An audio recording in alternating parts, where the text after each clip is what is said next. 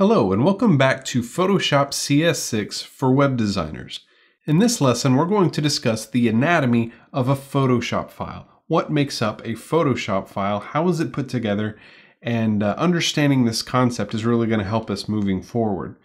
Now, when I think about my first days using Photoshop over a decade ago, I can't help but think about the premier graphics program of my childhood, and that is Microsoft Paint. I remember in junior high opening up Windows 3 and going into Microsoft Paint and just doodling to my heart's content.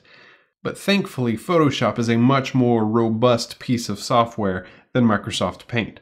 With Paint, it was basically like having a digital virtual sheet of paper in front of you that you could scribble all over with a pen. You had some basic shape tools, you had some color control, but once you drew it on the stage, it was pretty much there, and you could use the eraser tool, but it worked just like a regular eraser. It'll erase everything that it touches. Photoshop, however, is much more complex than that, and I mean that in a good way.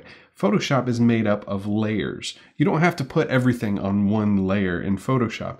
In fact, this particular file is made up of dozens of layers, and some of those layers are even grouped together into folders. So in the file you see before you, you have the title, Fred's Photos. That's on one layer. You have this other piece of text, Nature Photography. That's on another layer. We have this image of mountains in Colorado. That's on another layer. And pretty much every graphic element that you see here on the stage is contained in its own layer in Photoshop. So one of the first things we really need to get familiar with is layers and the layer panel. Now over here on the right hand side of the screen, we can see the layer panels, and we can see all of the different layers and layer groups that make up this particular document.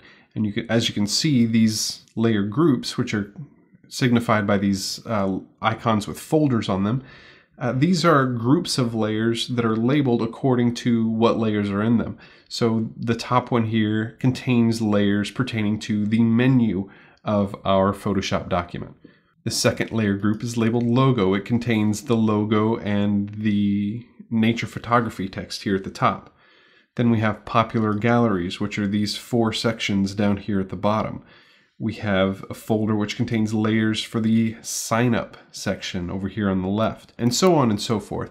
But basically the way this works is we have a background layer at the very bottom of the layer stack, and you can think of these layers as multiple transparencies that are placed one on top of the other, and each transparency has a different portion of our graphics on them.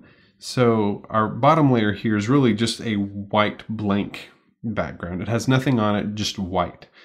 On top of that, we have a paper texture, and you can see this paper texture a little bit around the edges of our document. It's a very subtle texture, and we'll talk about how to do that. But that's what that is. That whole layer is just that paper texture.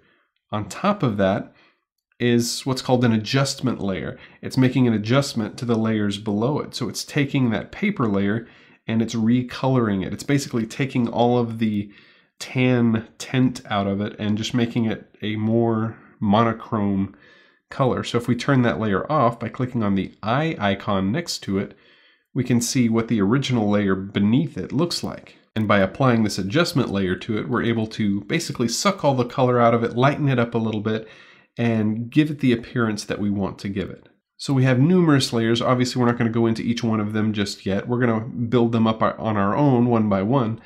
But above the initial few layers, we have our layer groups. And our layer groups are basically just folders that contain other layers. And if we click on the triangle icon on one of these groups, we can expand that folder out to see all of the layers that are contained within that folder. And once we're done looking at those layers, we can then collapse that folder again and move on to the next one. So again, understanding how layers work is very key to understanding how to work in Photoshop. You can't get around in Photoshop without working in layers.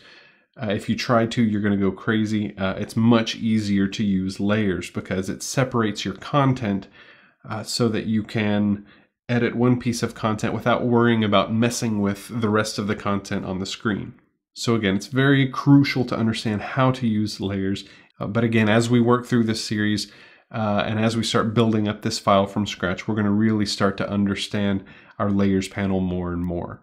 So hopefully that gives you a good understanding of how our Photoshop file is put together. In the next video, we're going to get started creating a brand new document that we're going to use to put together all of the graphics for our web design.